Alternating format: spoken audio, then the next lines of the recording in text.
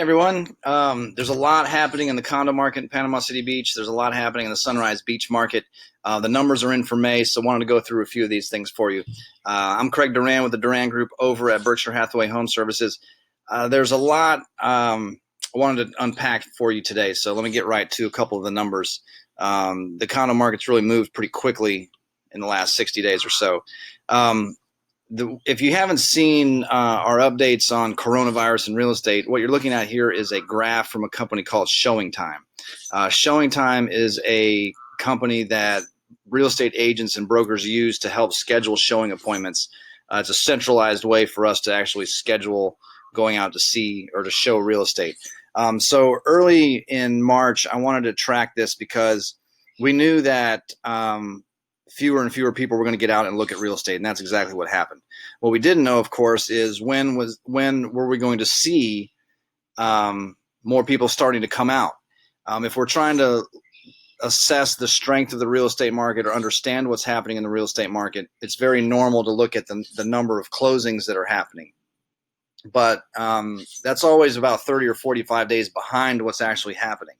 Because think about it, you need, it's 30 or 45 days to close a contract. So from the date a contract's written, the actual closing's 30, 45 days later. So the market really is happening here. And in fact, to understand the closing, sorry, my home office is having a flyover. To have a contract, then we need to have someone go out and look at real estate generally. Most of the time, sorry. Very cool. There's usually two. We'll see. So we wanted to understand how many people are getting out and looking at real estate, because they need to look at real estate before they can write a contract before you have closing. So we were all a little bit surprised to see this number move up so early and so quickly. But look at where we are now in real estate. When you compare it with last year, which was a very strong market, we're just about even in the last week or so of people getting out and looking at real estate again in the state of Florida. We wanted to track this locally, of course. So if you look at the red line, that's the condo market. Not surprising, early in the pandemic, the condo market was off. This is new contracts, so 50% less contracts written in 1 week, 25% less, 27% less, 72% less, 38% less. We bottomed out at 79% in any given week. If you compared it to the same week in the year before, we wrote 79% fewer contracts than we did the year before. It's pretty dramatic. But look at what's happened ever since that curve of people getting out and looking again. Of course, not surprising, the condo market has improved and improved and improved. And last week actually was the first week we were up 2% when you compare it year over year. So think about that. Not only were we even or just a little off, which you think could still be, considering we're still in phase one of whatever, the coronavirus recovery in Florida, we're actually up writing contracts year over year last year. So it's an encouraging thing in the market. So I wanted to revisit this. It's been a couple months since we talked about this, but remember the red line on this graph, what we're looking at here is the entire PCB condo market, but only the newer buildings. The newer buildings are a different market really than the older buildings. So the red line represents the number of units that are for sale at any given time, month by month. And you can see since about 2018, if you look at every month, there are generally at the end of the month, there are a few more units for sale than there were at the beginning of the month, and then a few more and a few more. More supply, but remember, and which leads to a market that's cooling down a little bit. But remember, we were in a scorching hot market in 2018, so we were cooling down from extremely hot. If you really dig into this and remember months of inventory, the months of inventory number, the easiest way to think about that, 5 or 6 months of inventory represents a neutral market. Anything less than that means things are selling faster. There's more demand, more of a seller's market. Prices move up, multiple offer situations, units selling very quickly, all those kind of things. So we've slowed from a scorching hot market to still a very strong market, all in the condo market, all through last year. Early this year, we touched on neutral. This is just before the pandemic. Um, Early in the season, those numbers can sometimes be a little bit softer, than when we get into the season. So not terribly surprising, but we have been slowing down in the condo market. Dramatically slower in April and May, not surprising, just because of the lack of activity. People weren't getting out and doing much in March, and really you couldn't come down from out of the area really much until the end of April.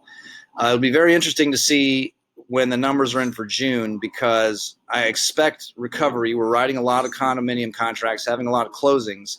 So I expect this number to trickle back down a little bit. But I think at best, we're poised to recover to about a neutral market, probably at best.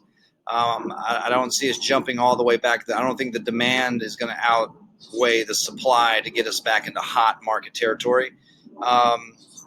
I don't have a crystal ball. I'm just kind of looking at the numbers and where they've been trending for a couple of years. If you look inside of Sunrise Beach specifically, remember when you're comparing a smaller complex, these numbers are going to jump around a lot. The red line, is kind of all over the place in Sunrise Beach. We were up and then we were down. Some units sold and we're back up again a little bit. That market's done pretty well. As the market touched neutral market territory early in this year, Sunrise Beach was still going okay. We're really we sold 3 condos in May.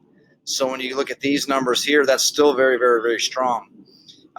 We had 3 closings, as we mentioned. All of them were 2-bedroom units. 375,000, 395,000, and 377,000 were the closed prices. So a couple of things to think about. And one thing I talk about every year at this time, just for those of you who are thinking about selling in 2020, every year, it's a very common thing if you have a unit and you use it as a rental, that the common thinking is, okay, I'll sell it at the end of this rental season. I'll get my heavy revenue and then sell it right, Labor Day or right after. September, October are very good months for writing condo contracts. There are a lot of buyers that there's probably some pent-up demand because it was hard to get in and look at a lot of rental units in June and July and beginning of August. And so it's not uncommon for us to write a lot of contracts end of August into September, early October with people who have been thinking about it. That being said, it's also a very, very common mindset to think, oh, I'll sell at the end of rental season. I'll put it up for sale Labor Day or right after Labor Day. Think about this. It generally takes, the average closing is about 30 days on the condo if there's financing.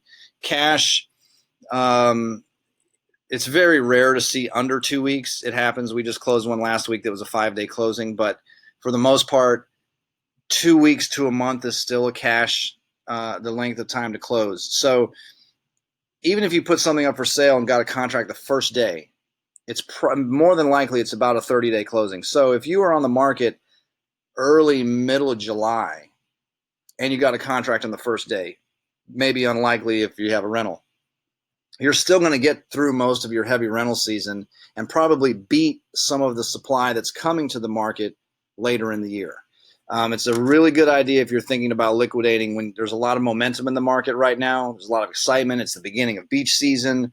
It's warm, especially right now. Everyone's getting out. We've been in and we're ready to get out.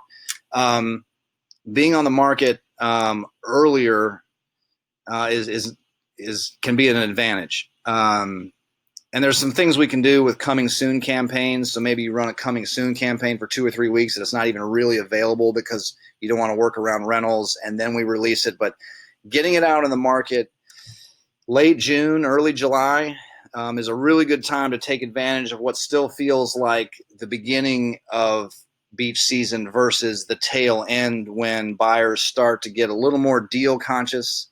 They know they're not going to have, they're buying into the situation you're getting out of. They're not going to have heavy revenue for a few months. They're looking for a little more of a deal. Right now, we're almost in a little bit of a frenzy.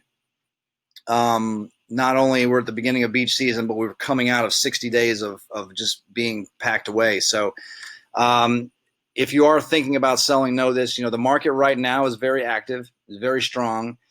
Overall, generally speaking, the condo market is cooled. And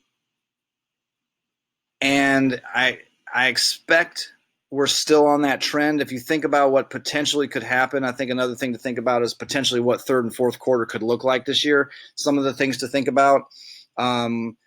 What do markets do around a presidential election? There's probably volatility at the very least. Is there or won't there, will there or won't there be a coronavirus flare up in the fall? Nobody knows that. If we're on the general trend of where the condo market's been and we don't absorb enough of these units come fall, are we going to have one of those off seasons that's very, very sluggish? Those are some things to think about. So again, if you are thinking of selling and you're concerned about any of those, just starting the process a little earlier than feels normal probably does you pretty well. Overall, it'll be interesting if you're holding for a while. Overall, it'll be very interesting to see again June and July months specifically to see, do we recover back to neutral, or do we just recover back to even buyer market territory and now we hover in buyer market territory for some time? Because that's important to watch for pricing. The longer we stay in buyer market territory, pricing has to move down. Or there's pressure on pricing to move down. It's very likely for prices to come down. We don't anticipate any kind of crash in the condo market. There's too much equity in the condo market. People aren't overly leveraged in the condo market. But someone who really wants to sell or needs to sell and isn't getting a lot of activity, they're one of their only ways to make it more appealing is to drop the price a little. And inside of a condo, one or two price adjustments down can really reset pricing for a long time. All it takes is one or two units, and then buyers and real estate agents all see those prices, and then that's just the new normal. And it can be very difficult to work outside of that. So I know that's a lot. That's 12 minutes of a lot of stuff, but I think the real estate market generally moves a little slower than it has the last 60 days. So I wanted to get you guys up to speed on what's happened. Hope you guys enjoyed the updates. We'll be back next month to see if indeed the market's recovered and how much it's recovered too. You guys be well. We'll talk to you next month. Thanks.